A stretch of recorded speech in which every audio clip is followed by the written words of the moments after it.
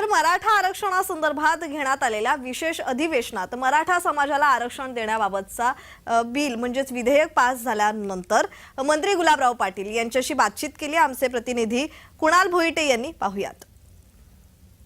आपल्यासोबत मंत्री गुलाबरावजी पाटील आहेत. सर, गेल्या अनेक महिन्यांपासून मराठ्यांचं एक आंदोलन महाराष्ट्राने पाहिलं आणि यानंतरच मुख्यमंत्र्यांनी 3 महिन्यापूर्वी शपथ घेतली आणि 3 महिन्यानंतर विशेष अधिवेशनामध्ये मराठा आरक्षण एकमताने पारित झालेलं आहे. निश्चितपणाने मुख्यमंत्र्यांनी जी शपथ घेतली होती त्या शपथीला आज यश प्राप्त झालं आहे आणि सर्वांमते म्हणजे अपोजिशन आणि सत्ताधारी दोघांच्या वतीनं या ठिकाणी मंजुरी देण्यात आलेली आहे आणि मराठा समाजाला 10% रिजर्वेशन देण्याची घोषणा करण्यात आलेली आहे. हे रिजर्वेशन मागच्या काळामध्ये जसं टिकलं नव्हतं सुप्रीम कोर्टामध्ये, तर त्याच्यात काय त्रुट्या राहिल्या होत्या त्या त्रुट्यांचा अभ्यास करून समिती गठीत करण्यात आली. रिटायर जज त्याच्यात करण्यात आले. 4 लाख लोकांनी त्यांच्यावर काम केलं आणि या ठिकाणी हे रिजर्वेशन कायम टिकावं याच्याकरता अभ्यास करून ते आज ते विधेयक मांडण्यात आलं आणि आज ते सुद्धा एकमताने मंजूर झालेलं आहे. मला तरी असं वाटतं की मराठा समाजाच्या एकजुटीला आणि मराठा समाजाच्या मागणीला न्याय मिळाला आहे. हे बघा, मागण्या त्यांच्या आहेत, एखाद्या मागण्या राहिल्या पण असतील, पण 100%पैकी 90% मागण्या माझ्या माहितीप्रमाणे मला जे